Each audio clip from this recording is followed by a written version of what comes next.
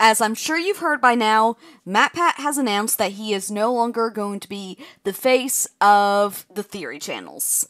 And as someone who loves all of his channels so much, this hit me really hard. So I wanted to do something to honor him, so I figured what better than to go back and rewatch some of the early Five Nights at Freddy's theories and reminisce over how much this all has changed. Okay, of course, starting with the first one. Hello once again, theorists. Welcome to MatPat Plays. Today we are playing the scariest game of all And this is creation. back in his recording Probably never heard of closet. it. Called Five Nights at Freddy's. Here we go. What's this? It's a camera. The camera came up. Oh. Was that a bunny? Was that a bunny? I think it was a bunny. I love his overacting at the beginning of this. I am so scared right now. Oh god! Oh. It was only the fan. The fan. It's only the fan.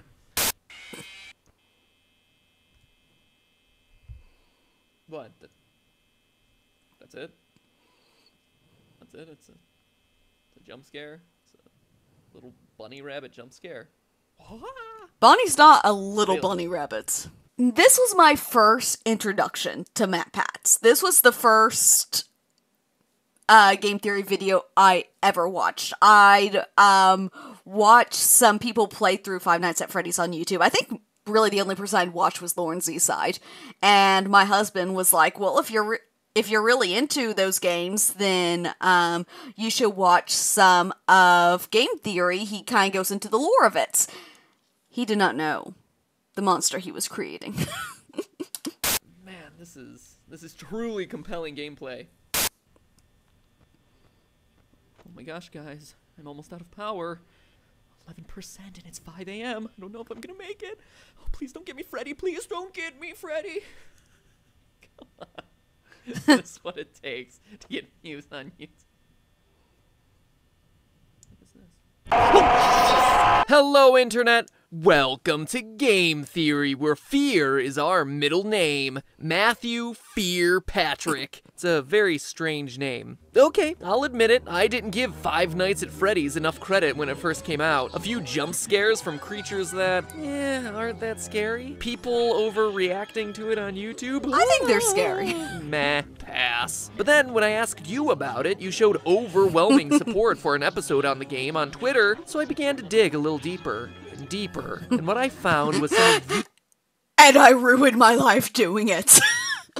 most interesting storytelling, most intriguing You don't know what you've done, mysteries, Matt. and most disturbing events I'd read about in a long time. Now, if you were just to play the game straight through 5 days, the story would actually come across as pretty superficial. You're the new night guard watching the security cameras at a Chuck E. Cheese-style restaurant called Freddy Fazbear's Pizza. 4 animatronics roam the halls at night because the owners don't want their servos to lock up. Bad news is, you can't let them near you, or else they'll kill you on the spot because you look like a naked endoskeleton. Ow, ow! Show them those circuits!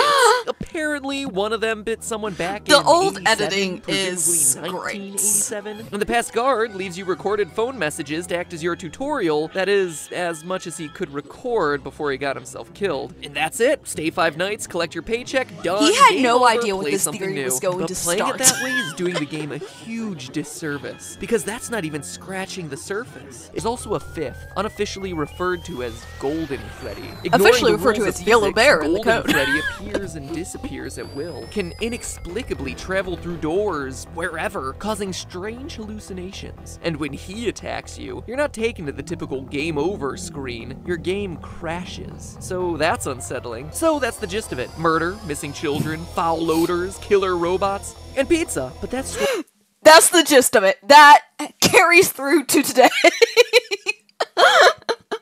story leaves a lot of lingering questions. Who is It your still character? does. How's he fit in? Why does he stay for 5 nights when he's very clearly confronting the possibility of death? What more can we know about this terrifying Golden Freddy? And most importantly, what is the complete story behind Five Nights at Freddy's? The game is an allegory for that night back in 1993. Here's my final interpretation. I do think this was a good Mike Schmidt, interpretation. are I the get murderer, why it's a little former controversial, employee but of Freddy's Pizzeria, like Nathan in In the real story, you were fired for the reasons stated in the Day 7 pink slip: tampering with the animatronics, being unprofessional, odor. Maybe it was your tampering with the robots that caused the infamous bite of 87. Regardless, Maybe it was. like Nathan, you were mad and wanted We to get still even. don't know So what you caused lured that. children to the back using a costume, killed them, stuffed their bodies into the animatronic suits, hoping to get the place shut down, then left. Notice that the newspaper clippings never say it's an employee of the company luring the I do wonder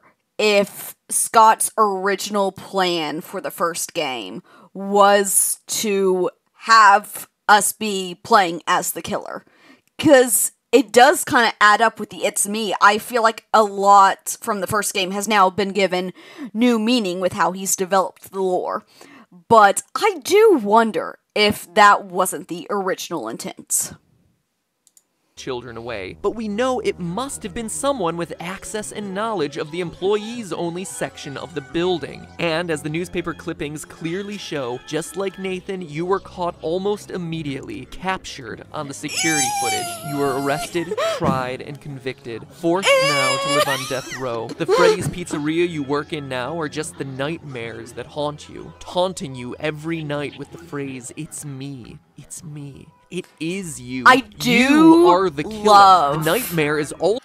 I do love how Ultimate Custom Night kind of brought back to this original theory, where it is the killer's nightmares. I think that is a cool full circle moment. Also why everything is so surreal. Posters switching at random, heads on the animatronics glitching, Golden Freddy appearing and disappearing at will, taunting you as the one that got away. It's also why you're only at the pizzeria from midnight to 6 a.m. every night. It's a nightmare. It's in your sleep. It's a place you created, a restaurant long closed as evidenced by the spider webs, and overrun with angry spirits out for revenge on you. I am going back and you forth on whether I alone think as the one who took FNAF their 1 lives, pizzeria as is evidenced by them closed. completely ignoring the It kinda looks naked like it. endoskeleton elsewhere in the building. It's also a place you can't escape from. Why you find yourself back there night after night, even after you complete your 5 nights. See you back next week, the ending text goes. I do think it was a pretty good interpretation of the first game.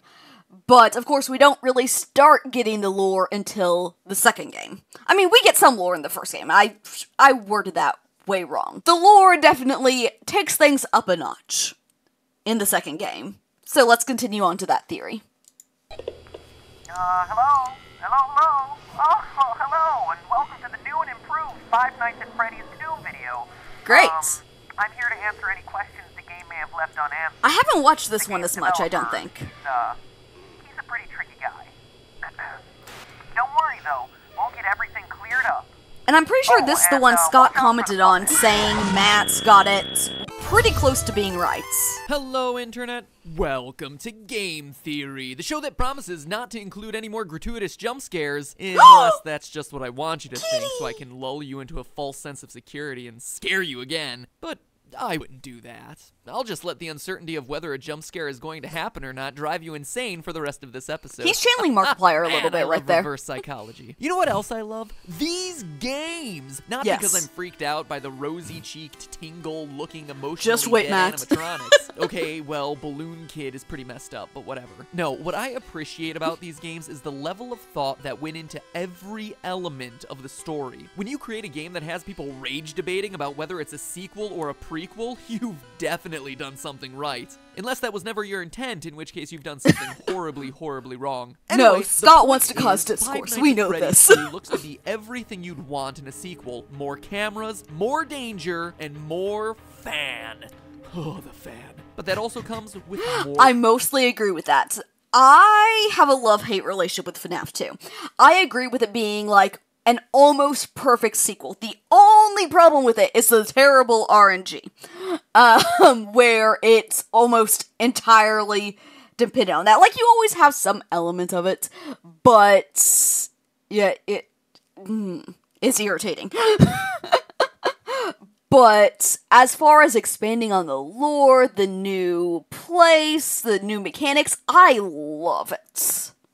questions. Questions about the game's lore. And while others will provide you with the jump scares, I provide you with what everyone really wants, answers. Well, maybe not everyone. What an elite, educated subset of I want both. really want, answers. So grab yourselves a Mostly slice answers. of Freddy Fazbear's signature pizza, because we're about to dig in.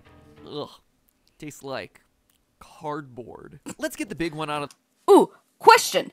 Okay, I got the Five Nights at Freddy's cookbook. Should I do a video where I make some of the recipes from the cookbook? Let me know in the comments.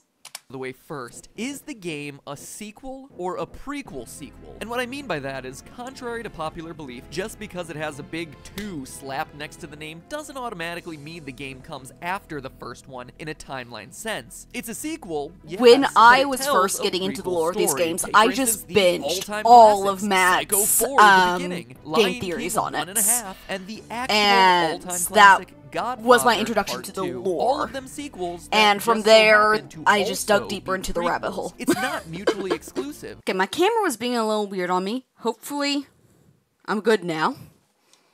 Let's continue. Knowing its place in the timeline is crucial for understanding its story. Well, to figure that out, let's focus on the paycheck you receive at the end of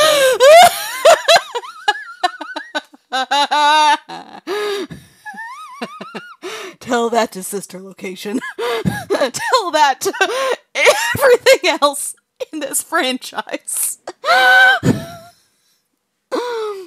fifth night. The date places the events of the game in 1987, a whole 6 years ahead of when we determined the first game took place in our first video. Sounds like a prequel, but we found that date in the first game by calculating Mike Schmidt's hourly pay and comparing that to the minimum wage of the 90s. If Scott Coffin, the game's developer, is just picking random numbers for the And now payment, it seems like this that has bit of evidence officially would be been meaningless. confirmed. Except that he's not. At the end of Five Nights 2, you get paid $100.50. Divide that by the 30 hours worked, and you get $3.35 an hour, the exact minimum wage for 1987. Need more evidence? What about the fact that on the first night... Need more evidence? That sounded a lot like John's. Need more proof?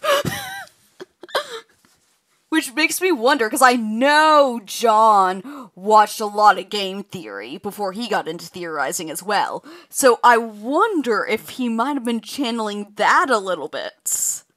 In the office, the phone guy explains that the robots used to walk around during the day just like they do in Five Nights 2, but not anymore. Or the fact that phone guy dies in the first game, making it hard for him to also be the phone guy in Five Nights at Freddy's 2 if it takes place. People don't like to stay Call me dead. the Phantom Menace, cause every way to Sunday, this game is a prequel. So with that revelation out of the way, we're able to piece together the rest of the timeline and dig a little bit deeper. Posters everywhere in Five Nights 2 welcome you to this new location, implying that there was another Freddy Fazbear's Pizza somewhere before this one. Additionally, the phone guy makes reference to it on night 1, mentioning the old location and how it was left to rot. So we know that there was one Freddy Fazbear's Pizza for the first game, one for the second game, Oh, and look at one that this came cute before little both of them that we've timeline. never seen. But even before that, the phone guy also mentions an even older restaurant called Fredbear's Family Diner, which, aside from its confusingly different name, also had different owners. So let me recap. There's the restaurant from the first game, which is the last in the timeline. The one that you're currently working at in 1987 in Five Nights 2, an older location of Freddy Fazbear's Pizzeria Look how left to straightforward rot, this and timeline the is. original Fredbear's Diner. Jeez, I hope you're still with me, because this is more complicated than the Zelda timeline. Anyway, it's at this Oh, you sweet baby boy. location, the diner, where the whole story begins. Submitted for the approval of Or the maybe Game at Theorist Fall Fest Society, before that. this We don't know. is the true tale of Five Nights at Freddy's. When you die in Five Nights at Freddy's 2, before you've even gotten over the jump scare, you sometimes get a screen like this. You get these disturbing death minigames which, true to the 1987 setting, use Atari-esque graphics to depict various horrific events. My other big complaint with FNAF 2 is how random the minigames are. Like, I have played that game so much and have only gotten the first 2 minigames. These death minigames are the most important piece in figuring out the true story behind these games. Let's start with this one. It's my belief, loyal theorists, that this game takes place at Fredbear's Diner. I still think and it's that's possible. chronologically the first event I know that we see in this timeline. How do Freddy I know? looks brown, Well, it's a small but establishment, and there's only one animatronic. Freddy, as opposed I don't to know. all the other games which show other robots. But more importantly, this That's a murdered good child point. is the one that sets everything into motion. One of the new tasks Well, I actually just did a theory about how that might not be the case. that we're told placates one of the animatronics. If you fail to wind the music box, what you're introduced to is this terrifying thing, the puppet. It looks like No-Face from Spirited Away. You know what else he looks like? Take a look at that murdered child again. See how his tear tracks remain visible on his face, even after he's dead? If we assume that they'll continue to stay with him into the afterlife, we can make a pretty good case that this kid's murdered spirit eventually found its way into the think puppet he might be animatronic. onto But something. That's not all. What jump scare happens after this Save Him minigame? After seeing this tear-stained child's murder reenacted in 8-bit, the puppet jumps out of the screen and attacks you. Coincidence? I don't think so. That incident marks the first time the chain is ever associated with a violent act carried out against a child, and we can infer that it was this incident that caused the original owners of Fredbear's Diner to sell off to the company now known as Fazbear Entertainment. Now, I don't know about you, but if I Didn't think about that. I forgot that aspect of the theory. But as a side note, I do think the one retcon that everyone always goes on about, I think it's pretty obvious it's the Save Him minigame, because now we know that child is Charlie, who is female. So, and it's spelled out Save Him. So I think it's pretty obvious that that is the one retcon. was senselessly murdered and left to haunt a crappy pizza place for the rest of my life in the body of an awful-looking clown doll, I'd want to get my revenge as soon as possible. Unfortunately for our vengeful puppet, though, it doesn't quite turn out no, that you way. confused Fast Charlie with forward a few Elizabeth. years to Freddy Fazbear's Pizza, the first location, the one that has yet to appear in a game. This Well, new no, restaurant pretty is sure the one that we was learned actually about in the my FNAF earlier 1 episode location and throughout the that- first game, yeah, where our pal was the opened murderer before uses and- the golden Freddy suit to lure away and kill 5 children. Wibbly in a back wobbly, room. timey-wimey As stuff. we read these various articles on the wall, he gets caught the next day, but the bodies are never found, presumably because they've been stuffed into the animatronic suits. Night 2 of Five Nights 2, he mentions the smell coming from the old animatronics, the smell that got the original restaurant shut down. I love We the also drawings know of that after the Golden Freddy animatronics he incident, uses it took for these. multiple months for the restaurant to get shut down. Before the Golden Freddy murders, there was one dead child. Golden whose Freddy tear-stained murders. soul existed in the form of the puppet. But now there are 5 more dead children, and thanks to another of the death minigames, we find out exactly what happened to them. In the Help Them minigame, the puppet stuffs the dead children into the robotic Which, to be fair, Golden Freddy was the logical jump to make with all the evidence we had at this point.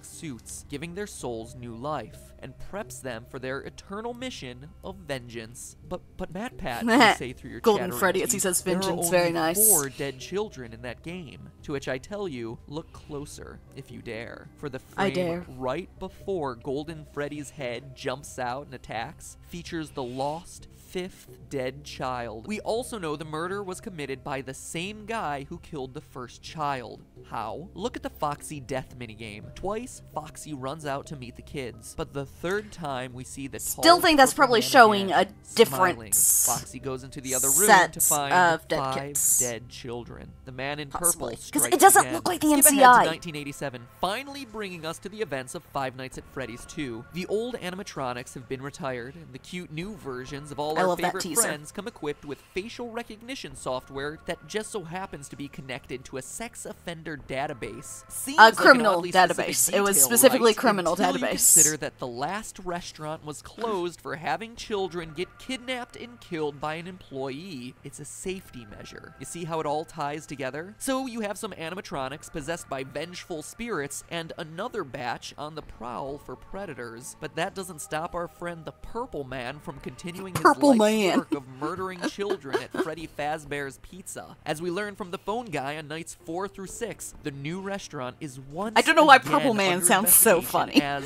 well, I'll let him explain. Someone used one of the suits.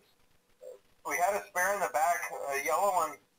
I do think that one might be through Golden Freddy. I think that might have been the Golden only one he Freddy had killer access to. Struck again. The final death minigame also supports this. You, I don't know. I'm not as sold on that, Freddy, but must walk through an exact replica of the building, animatronics all in their proper places, seeing the 5 dead children spread out through the various rooms. And based on what Phone Guy says, it seems like the guilty party was the former night guard, the one who moved to day shift and the one your character replaced. I mean, Phone Guy makes plenty of uncomfortable references to suddenly having an available position during the day. But is the Purple Man really someone we've never met and who's only worked there just a can't week? get over Or is Purple it someone Man. we trust? Someone with a long history with these characters. Someone no one would suspect. The head guard. The one forced to fill empty positions and teach new recruits by leaving them instructions over the phone. It was fair theory. Like, obviously, I now am thoroughly in the camp that William was the other night guard that got moved to day shift, and yeah, obviously. But the evidence he has here for Phone Guy, it is pretty damning evidence. Man, the Phone Guy. Ask yourself this: what do we really know about Phone Not Guy? enough. What he I want to says. know First, more. he always speaks like an outsider looking in. He refers to the management of the company as they. So he's not a higher up like the CEO or even a manager. But he's also not No, a he's typical like head of day worker, security, as he I would says guess. things like the employees and the staff. We also know that he's qualified to take the role of a night guard. As we learn, he plans to take over the position sometime after night 6 and is on his way out of the position by the time the first game starts. For now, just make it through the night. When the place eventually opens again, I'll probably take the night shift myself. And keep it for years. Why? Why would he? Finishing up my last week now, as a matter of fact. What else do we know? Well, we know that the Phone Guy has a long history with the company, being with it at least since the first pizzeria that we haven't played in. He also openly admits that Foxy the pirate was always his favorite, and that he has never liked the puppet because, as he says, it was always thinking. Yeah, I told you you wouldn't have any problems. Did Foxy ever appear in the hallway?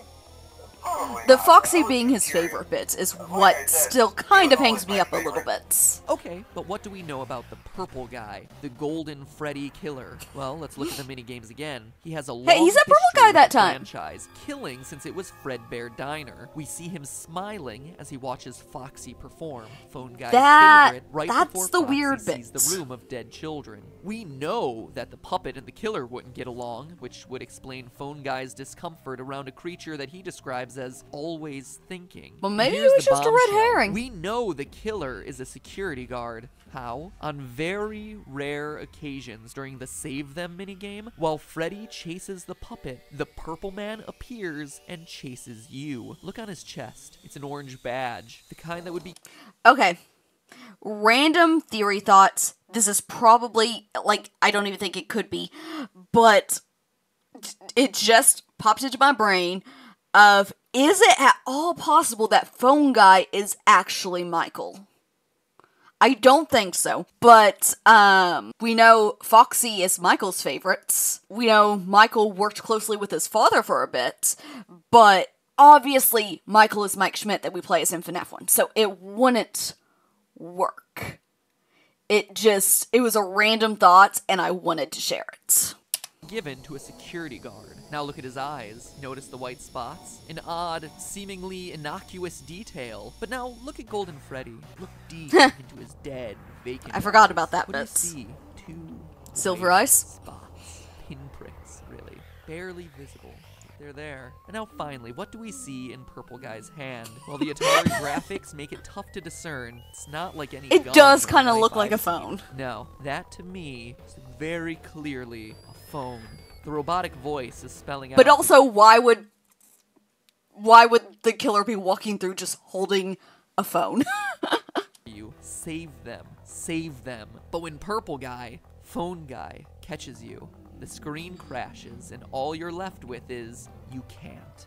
But that's not where it ends, Internet. As you and I both know, there's still 5 Nights at Freddy's 1. If this game is last in line and the puppet is truly pulling the strings behind all Ha this, ha you might be ha, asking puppet yourself strings. where he is in 5 Nights 1. We know the other animatronics got scrapped, but this ghostly guy should still be around if this timeline I propose is I actually correct. do Get wonder about this, that. The puppet is in the first game. Take a look at the east hallway. Seems pretty normal, right? But every so often, the This part posters I on the don't walls really change to this. A feel. crying child with 2 streaming lines down his face. Look 'Cause, familiar? Like, It there's should. just multiple The Five crying Nights at children right Freddy's there. series And there's is about 3. It could vengeance. represent the 1 3 child, Afton kids in 6 retrospect. children. More. Looking for revenge against a sick child killer. The purple guy. The guy who just so happens to be the first voice you hear when turning on these games. But still, solid theory. Okay, we have reached the first multi-part episode. FNAF Mystery Solved! I think this is the first time he solved everything. Hello, Internet! Welcome to Game Theory, where good things, or at least FNAF things, come to those who wait. And man, Or when it don't comes have to to this wait game series, long. no one was waiting for anything. I mean, the second game came out 3 months after the first, the trailer for the third was 2 months later, and like 4 minutes after that, the game was available to download. So forgive me if I was caught with my pants down on that one. I just wasn't prepared for it. But even more impressive than that abbreviated timeline was your ability to rip that final game apart. I like that last year we kind of got going back to things being released in quick succession, like so many things being released all within 1 year.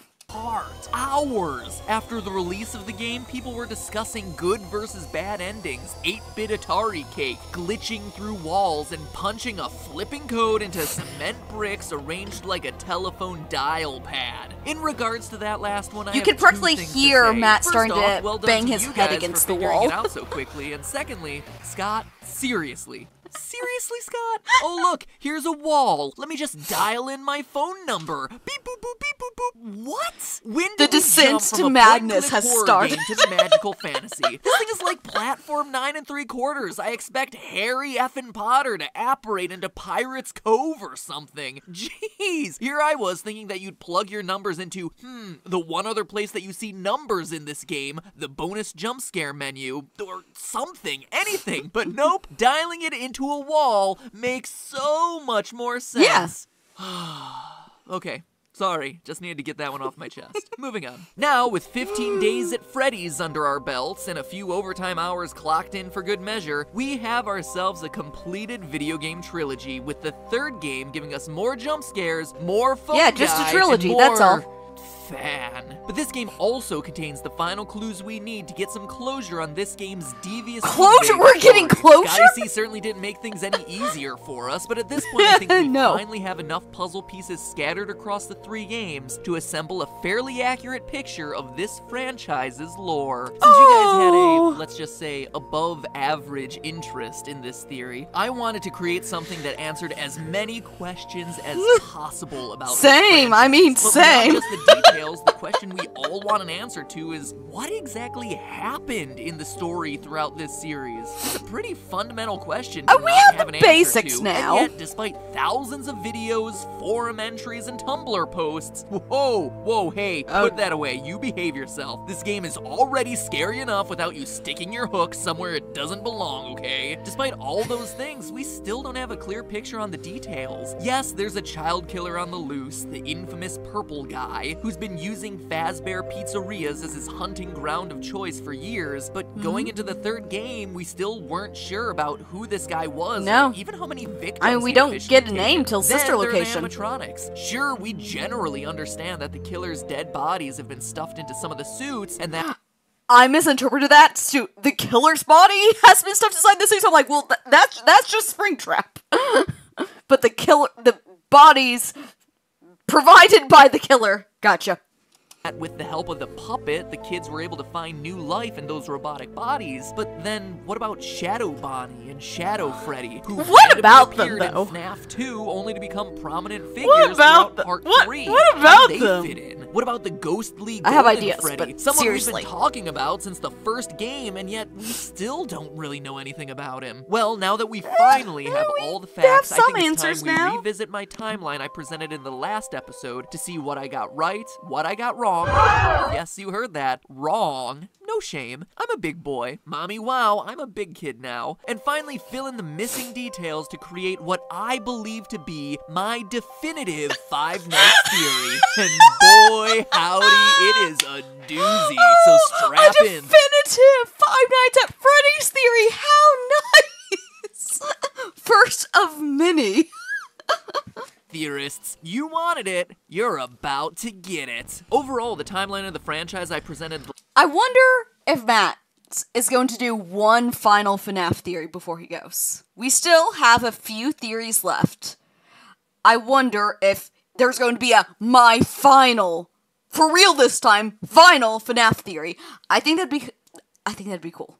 I would like that. The last video still holds strong. Decades before the name became a horror legend meriting its own theme park style attraction, Freddy Fazbear got his start at Fredbear Family Diner. It's here where our story begins as Purple Guy takes his first victim. Something we see in the Take Cake minigame from Five Nights at Freddy's Debatable now. 2. What tells us that this is Fredbear's and first in the timeline? Well, as I said last time, in addition to it being a small space, the only character we see is Freddy, whereas all other minigames feature multiple animatronics. He's also holding a cupcake. Since that would later become Chica's signature item, the event depicted in this game must have come before she was created. I haven't seen people talking about that detail lately. Purple lately. Guy's murder takes place outside the building. This is the only time we see him murder someone outside the walls of a Fazbear building, which implies that this is likely his first victim. Serial killers often have what's known as a signature, a way of killing that's unique to him and him alone. For Purple Guy, his signature is dressing in an animatronic costume, then luring children to the back of the pizzeria and killing them. No matter what, I think Charlie was partially a crime of opportunity. Style, implying that it's the first. From there, we know that the puppet jump scare that... If Charlie is a crime of opportunity, then she doesn't necessarily have to be the first. They then opened a new chain of restaurants, which we never saw in the games until the release of Five Nights 3. This is not Fredbear Diner like many interpret, but rather the first location of Freddy Fazbear's Pizza, predating the events of Five Nights at Freddy's 2. How do we know? Well, by paying close attention to the old recordings of Phone Guy dug up in FNAF 3, he introduces us to Freddy Fazbear's Pizza, not Diner. Yeah, but that particular minigame could still be Fredbear's because it's the two of them. Welcome to your new career. I think that is showing Fredbear's right there. Because it's Spring Bonnie and Fredbear. He also lets us know that the animatronics are still allowed to walk around freely during the day, meaning that this is happening before the bite of 87, in which an animatronic bites someone during business hours, removing their frontal lobe and resulting in the such a great animatronics Bite of being restricted 87 to moving around animation. only at night. 2 employees are killed by the failure of a Bonnie suit and a Freddy suit. Where else in the game do we see Bonnie and Freddy sharing a unique feature that no one else in the game possesses? Shadow Freddy and Shadow Bonnie. But could this be the origin of the once upon a time, I loved this suits? theory, and I still think it had merits at the Shadow time. Bonnie are tied to the ghosts of the employees who died in the spring suits. As we concluded last episode, this is also great the theory point at in the this timeline time. of the first missing children's incident, the one we learn about. I via really newspaper wanted clippings the in Five Shadows Nights to 1. be So, based the on the newspaper Springlock clipping evidence we have, we know that the mauve murderer, but it just doesn't make dressed in sense one anymore. of the suits, lured children to a back room and killed them. He's starting to develop his signature, but one nagging detail FNAF theorists have been wondering is, what suit does he use for his disguise? The answer, FNAF 3. Golden Bonnie. Yep. Why? The Well, answer. remember the phone guy saying the faulty suits were being retired to an appropriate location.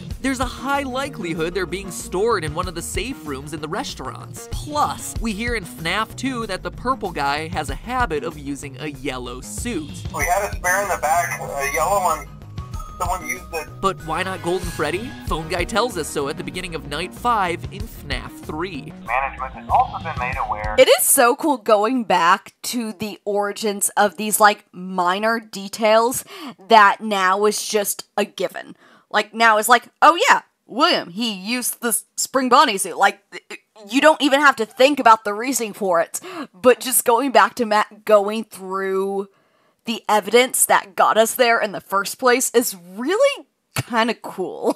That the Spring Bonnie animatronics has been noticeably moved. My, what an oddly specific detail to include, Scott Cawthon. And remember, these tapes that I like that FNAF he's 3 calling date him by his all the name way now. back to the first pizzeria location, which is why this detail is so important. It reflects Purple Guy starting to develop his signature killing pattern. From there, we know the rest of the story. Purple Guy kills the kids, stuffs the bodies into the suits to hide them, but as we read the paper, is caught on camera and arrested. Meanwhile, the puppet gives life to the children, and the angry spirits possess the robots. Or is that May or may not have really actually how it been goes? arrested. Let's go back to the Give Gifts, Give Life minigame. The children are lying there dead, and the puppet first tries to give them presents. Weird, right? Weird until you consider that his place is at the prize corner. Giving presents is the only thing he knows that can make children happy. It's a reflex. Remember, this is still a child's spirit in this puppet, but when that doesn't work, the puppet goes around one more time and does the only other thing it can think of. Put the bodies into the suits. You heard that right. In is trying that to save the children, where- he's the one hiding them in the animatronic suits. Not the killer like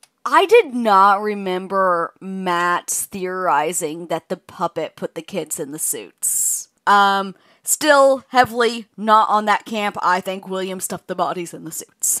we've been assuming. But then what about the fifth child, as there's only 4 here? Well, as we pointed out last time, the fifth child is there too, appearing at the very end of the minigame and taking the role of Golden Freddy. But remember, Golden Freddy is a decommissioned spring-lock suit at this point, deemed too unsafe to be functional. The reason he's slumped over and can't move like the rest is that his endoskeleton has been taken out. He's in suit mode, not free-roaming mode. He physically doesn't have the mechanisms in place to stand up and move. He's just Possessed a or little no, ghostly. a dead child's spirit just can't give a boneless suit the ability to stand. This also explains the lone naked endoskeleton that appears Does occasionally it? in both Five Nights 2 and Five Nights 1. An endoskeleton that once belonged to Golden Freddy. Whew, I know I'm I don't think the random endoskeleton really needs an explanation, though. Like, they're spare endos. That just makes sense. The company tries to recover from, quote, the tragedy that took place there many years ago, but can't, and eventually is forced to shut its doors for good. This leads to the trailer for Five Nights at Freddy's 2. Finally, we're actually going to talk about a game in the series. Seriously, can you believe we've been going this whole time on locations that aren't even settings for the 3 main games? Oh, but just you wait. That is why this lore is so challenging, but also so interesting. Anyway, forgotten, Yeah. dismantled, deactivated. These are the words you see at the beginning of the trailer. These words are a reference to the business being closed down after that first missing children's incident. That's why We're posters calling it the everywhere missing in Five children's Nights incident 2 now. are all about the brand new Fazbear Pizza. It's the grand reopening after years of being out of business. That's also why the new toy animatronics have built-in facial recognition software to a criminal database. They need to be careful to prevent another incident, but as we know, it doesn't work. As we see in the Save Them minigame, 5 more children get killed in this new location. We know it's the new location because the minigame map's layout perfectly matches this new Fazbear business. We also know it couldn't have happened earlier in the timeline as both the old animatronics and new toy robots are presented in the game. But this time, the puppet's solution isn't saving the kids, it's stopping the killer. He enlists the help of Freddy to try and SAVETHEM, leading the bear to the killer's location. Except Purple Guy came prepared, equipped with not a phone, but rather something to help him tamper with the animatronics. sonic He screwdriver. knows that something fishy is going on with these robots, because he's been watching, studying. The puppet wants Freddy to save them, to which the killer's answer is only this: you can't. So how did the Purple Guy manage it when he had been caught years before? What about the bite of 87? How do FNAF 1 and 3 What about the fit bite in? of 87? And most importantly of all, who is the Purple Guy? All that next week. Don't worry, Our I'll come first back. multi-parter! I always do. Part 2, first half. That makes sense.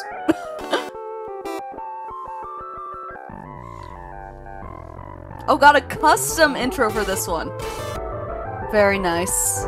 Hello, Internet! Welcome to Game Theory. We may not have made FNAF, but I like to think we've at least made it a bit more interesting. So in part 1 of this long-awaited all questions answered FNAF theory, we covered everything from the origins of the shadow animatronics, to the reason for Golden Freddy's ghostly behavior, to proof of what suit the killer uses. We clarified the timeline, and at least one of those still holds up. Dispel the myth that the killer is the one shoving the bodies into the suits. Purple Guy had once again used a golden Bonnie suit to lure in another set of 5 kids and kill them, as depicted in the Save Them minigame from FNAF 2. The place gets closed for investigation a few days later, but the one thing that practically everyone overlooks in this location is that it gets reopened. In FNAF 2, the Night 1 phone call welcomes you to your new summer job at Freddy Yeah, Fazbear's this Pizza. still bugs me.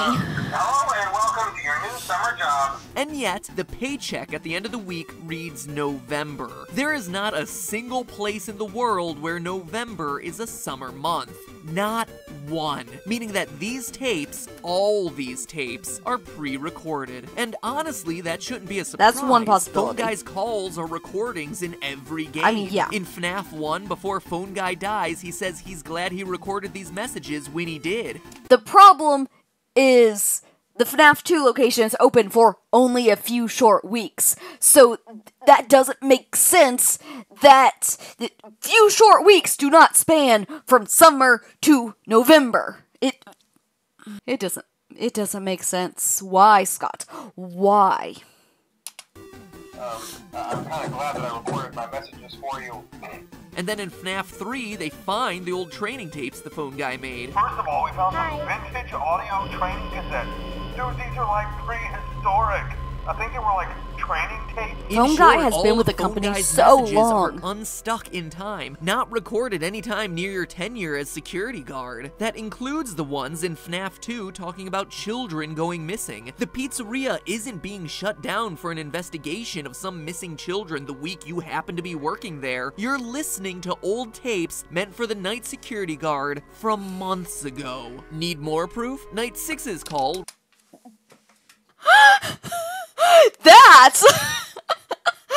That was need more proof.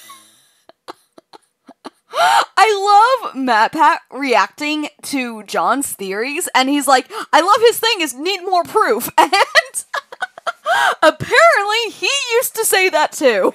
And that was even all called out.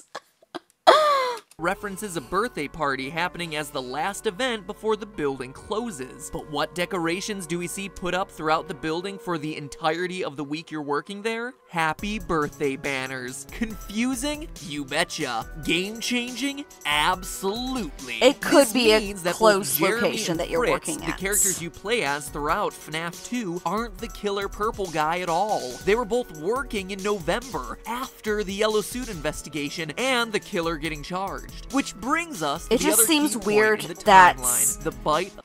It seems weird that the FNAF 2 location would sit there abandoned for that long when they said they were going to move all the animatronics out. I don't know. I keep going back and forth on that. Of 87. Ever since we heard about this mysterious frontal lobe nibble on that first fateful night at frontal Freddy's, lobe we nibble. wanted to know I wanna more call it about that this now. bizarre attack. The one that ends up resulting in animatronics no longer being allowed to walk around during the day. But now, 3 games in, we do know more. We know it took place in the location of FNAF 2 based on the 1987 date on Jeremy's paycheck. And furthermore, the newspaper clipping that ends FNAF 2 gives us a clue that it's the bite which closes this version of the restaurant, not some serial killing. Quote, after being open a few short weeks, the restaurant is closing its doors, the article says, with the new animatronics being scrapped for possible malfunction. That's game designer Scott Cawthon telling us that one of the new toy animatronics bit someone during the day. Why else would the new robots be scrapped while the old ones get kept for possible reorg? And that's why it doesn't make sense for it to be the Wizards, because the Wizards aren't walking around during the day.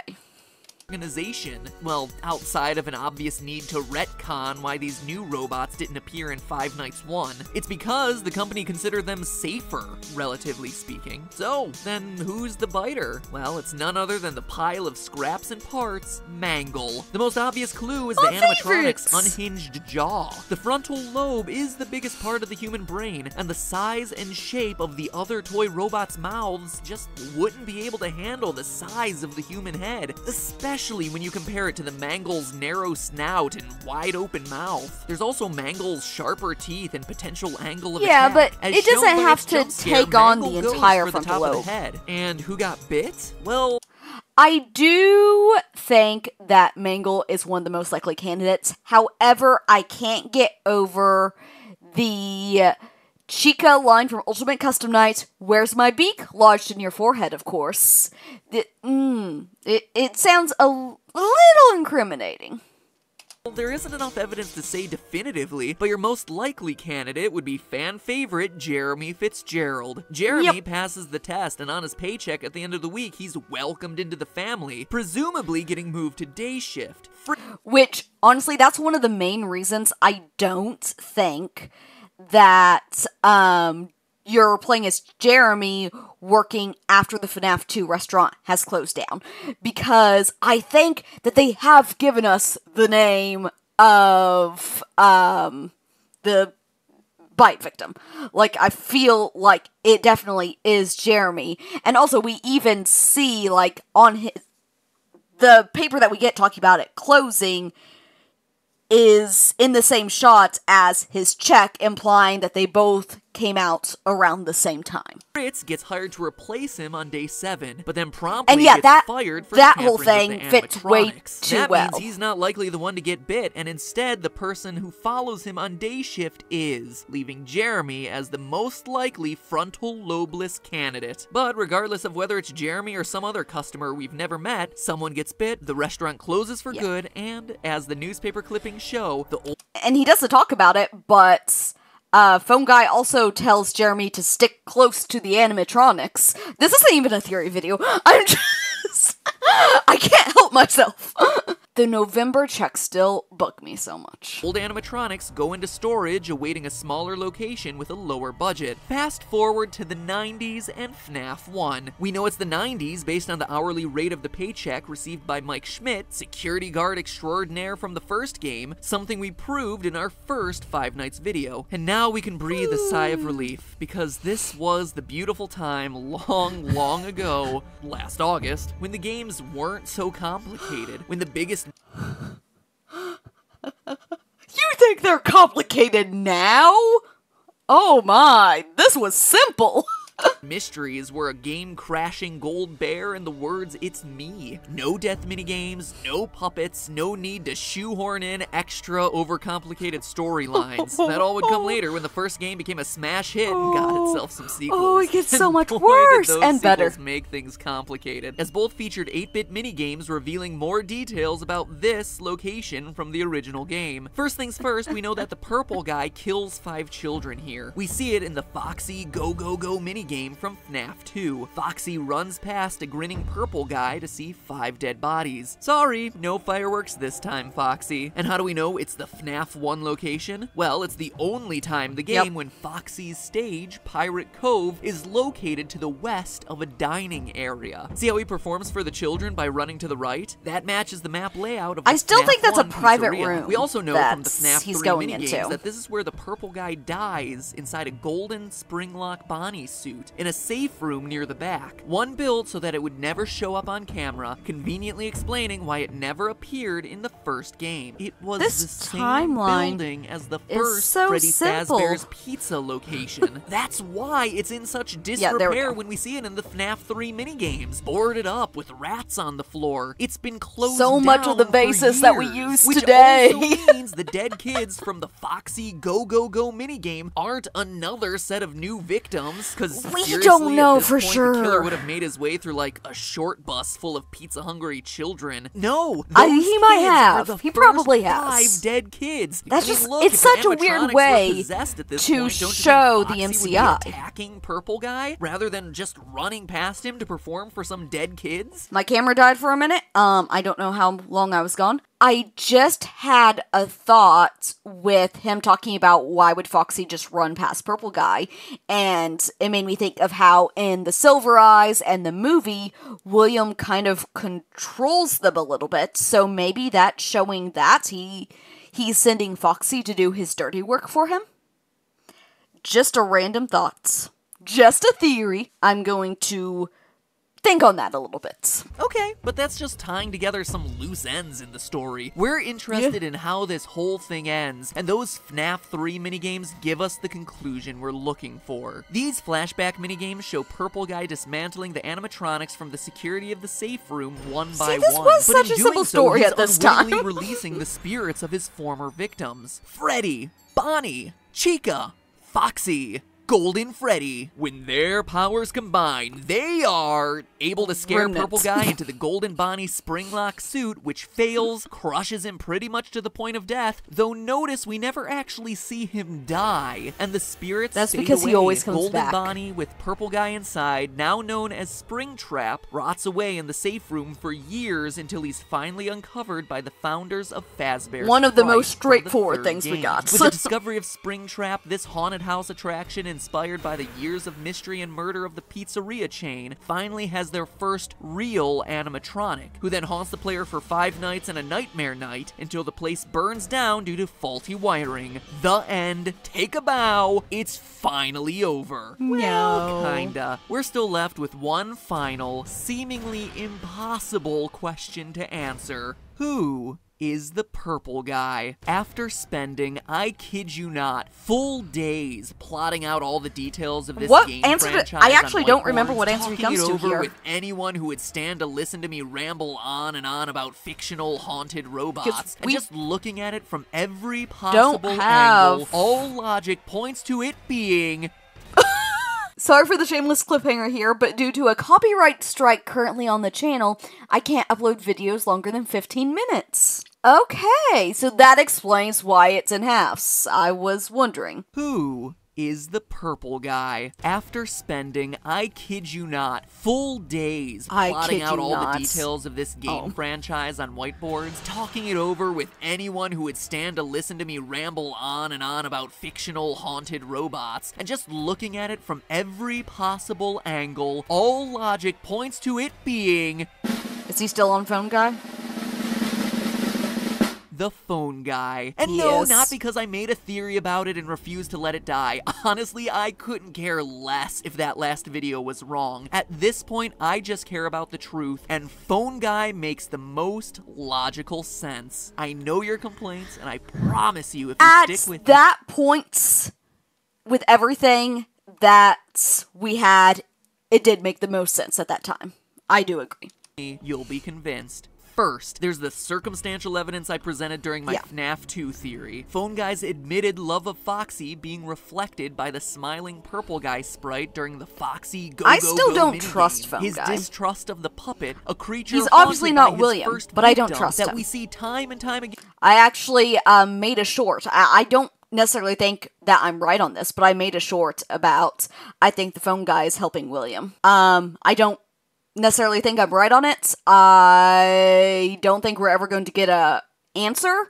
There's just certain things about Phone Guy that don't add up to me. Consider this. He's the only person in the game who knows about the safe rooms. As we've mentioned before, all the safe rooms were sealed up back in the Springlock suit days, back in the first Freddy Fazbear's Pizza location, meaning every other employee coming afterward would have never even heard of these things. Phone Guy is Well- the only character we meet who would have any Well- knowledge of these rooms, and more importantly, Have met of how thus they far, operate. yes. Yes! how they're invisible to the cameras and, more importantly, to the animatronics. And that's just the beginning. He's also the only person who knows how to use the spring-lock suits. Again, That we once they know were of at this point. decommissioned, the suits were hidden away. Regardless of whether you believe that the killer used a golden Bonnie suit the whole time or you think he used a golden Freddy suit, either way, we know for a fact the killer was using one of the yellow spring-locked suits, and Phone Guy is the only character we know who had knowledge of A, where they were hidden, We know and being B, the key how point they there. were operated safely. Almost an open and shut case if there wasn't one final major criticism to the Phone Guy theory since the release of FNAF 3. And it's a good one. The fact that Phone Guy seems to die during his Night 4 phone call from the first game. Hey, listen, I may not be around to send you a message tomorrow. Yeah. People brought this up on my short where I said that I think Phone Guy might have been helping William. They're like, but he died at the end of FNAF 1. Like, that doesn't mean he wasn't helping William before he died. If Phone Guy was the killer, why would the robots still be active after his death and the ghosts disappear? It just wouldn't make sense unless you stop to consider the rest of FNAF 3's endings. Because here's the thing, the good ending doesn't exist until you, as the player of the third installment, give cake to those kids during FNAF 3's hidden minigames. What you play in FNAF 1, though, is the aftermath of the bad ending, when the animatronics have killed Phone Guy, but are still out for vengeance. Yeah, you made it through those first 5 nights at Freddy's. You overheard the death of the purple guy recorded live on the phone, but it wasn't enough. You got the bad ending. Even with the killer crippled in the back room in a spring-lock suit, the lights are still on in these animatronics. The deaths also don't match up. They're still roaming the halls, attacking anyone wearing that much-hated security guard outfit. People like Mike Schmidt, an innocent guy just trying to do his job at a failing pizza restaurant. And as the final nail in the coffin, what Phone Guy says in his Night 4 recording perfectly foreshadows what we see in the games. Maybe sometime you could check inside those suits in the back room. I'm gonna try to hold out until someone checks. Maybe it won't be so bad. Yeah, I always wondered. Except for he clearly didn't mean the back room. Think about what Purple Guy because does. He hides in a back room. The safe he wouldn't room, expect Mike hides to in know a about suit, it. And despite getting sprung-trapped, actually does hold out until someone checks. Holds out long enough for the phone dude to find the hidden safe room, recover the animatronic, and set him free in Fazbear Fright. There's only one way to truly end this. End the murderous Purple Guy, burning the place to the ground. The puppet gave robots... yeah, about that being a way to end this. Burning buildings to the ground doesn't actually have a super high success rate. Life gave spirits peace, and finally gave the murderer, the Phone Guy, his long-deserved death. Or at least tried to. And that is the end of the Five Nights at Freddy's story. No hat, no movie, no fourth installment. Skip! No! Oh my gosh, what happened? What's wrong? Has the fourth game been announced? Yeah! Oh no. But hey, that's just a theory. Okay, filming this a couple days later because I had some technical difficulties with my last shoot, but it was really great going through those first few FNAF theories. It's really cool to see how far both the fandom has come and also just MatPat himself. And as sad as it is to see him go, I'm really excited for the future of the channels. I know Tom, Lee, Amy, Santi, I know they will all do amazing jobs, and I can't wait to see it. Even though it won't be the same without Matt. So, MatPat, on the off chance that you are watching this, thank you. Thank you for inspiring me to theorize and start making my own theories. I would not be sitting here doing this if it weren't for you, and I love this so much. So you have touched the lives of so many people, and I am just one of them. But thank you. Stay hyper and keep theorizing, friends.